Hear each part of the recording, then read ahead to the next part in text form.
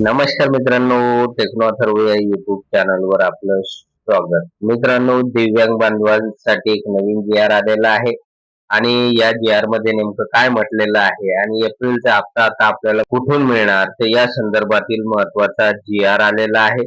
आणि हा जी आर पाहणं आपल्यासाठी अतिशय गरजेचं आहे. व्हिडिओ पूर्ण बघा, तरच आपल्याला नेमकं जी आर मध्ये काय म्हटलेलं आहे ते कळणार आहे. तर मित्रांनो, व्हिडिओला सुरू करण्यापूर्वी नेहमीप्रमाणे एक विनंती करेल, जर आपण या चॅनलवर नवीन असाल तर चॅनलला सबस्क्राईब करा, व्हिडिओला लाईक करा आणि हा व्हिडिओ जास्तीत जास्त लाभार्थ्यांपर्यंत शेअर करा. तर वेळ न घालवता व्हिडिओ सुरू करूया आणि बघूया तो जी.आर. तर बघा मित्रांनो, 6 एप्रिल 2026 म्हणजे कालच हा सायंकाळी जी.आर पब्लिश झालेला आहे. आणि या जी.आर मध्ये नेमकं काय म्हटलेलं आहे ते बघा. दिव्यांग सक्षमीकरण विभागामार्फत राबवण्यात येणाऱ्या केंद्र पुरस्कृत इंदिरा गांधी राष्ट्रीय दिव्यांग पेन्शन योजनेसाठी महाराष्ट्र स्टेट सायबर ट्रेझरी करता आहरण व संवितरण अधिकारी घोषित करण्याबाबत.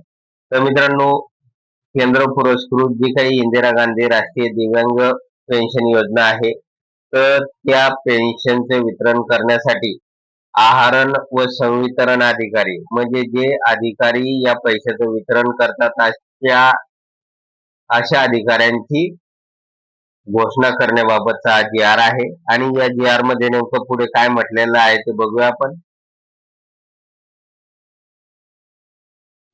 तर बघा मित्रांनो, सामाजिक न्याय व विशेष सहाय्य विभागाच्या 24 फेब्रुवारी 2026 रोजीच्या शासन निर्णयान्वये विशेष सहाय्य योजनेतील दिव्यांग लाभार्थी हे दिव्यांग सक्षमीकरण विभागाकडे हस्तांतरित करण्यात आलेले आहे.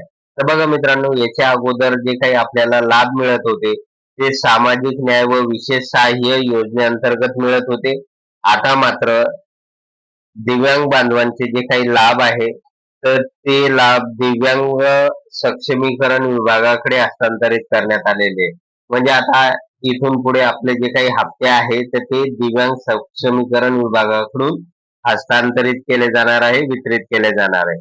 सबब विशेष सहाय्य योजनेचा भाग असलेली केंद्र पुरस्कृत इंदिरा गांधी राष्ट्रीय दिव्यांग निवृत्ती वेतन योजना दिनांक 1 एप्रिल 2026 रोजीपासून विभागामार्फत राबवण्यात येणार आहे.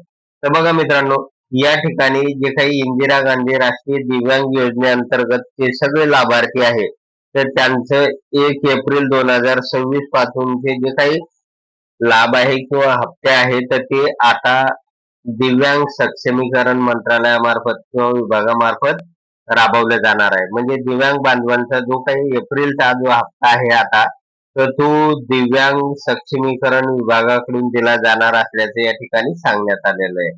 आणि यासाठी मित्रांनो एक नवीन प्रणाली आणण्यात आलेली आहे आणि ही प्रणाली बघूया आपण. वित्त विभागाने या संदर्भात क्रमांक 2 येथील 3 ऑगस्ट 2023 अन्वये केंद्र पुरस्कृत योजनांचा निधी भारतीय रिझर्व्ह बँकेच्या ई कुबेर प्रणालीच्या माध्यमातून वेळेवर जस्ट इन टाइम वितरित करण्याबाबत एस.एन.ए. स्पार्श या पर्यायी वापराच्या कार्यपद्धती संबंधी मार्गदर्शक सूचना निर्गमित केलेल्या आहेत. तर मित्रांनो बघा, या ठिकाणी एक नवीन पैसे वितरणाची पद्धती केंद्र शासन व राज्य शासनाने आणलेली आहे. त्या योजनेला, त्या पद्धतीला एस.एन.ए. स्पार्श असं या ठिकाणी म्हटलं आहे. आणि यानुसारच आता आपल्याला जो काही एप्रिलचा हप्ता आहे तर तो मिळणार आहे. तर बघा मित्रांनो, तर सहाय्यक संचालक दिव्यांग सक्षमीकरण आयुक्तालय यांच्या मार्फत एस.एन.ए.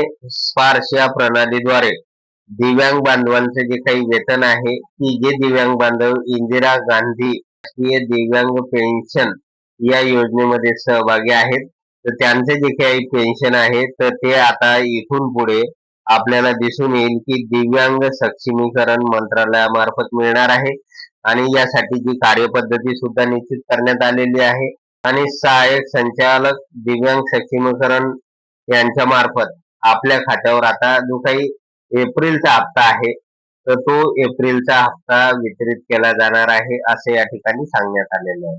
तर मित्रांनो, अशा प्रकारे आता दिव्यांग बांधवांसाठी जो काही एप्रिलचा हप्ता आहे तर तो दिव्यांग विभागामार्फत वितरित केला जाणार असल्याचे या GR मध्ये सांगण्यात आलेलं आहे.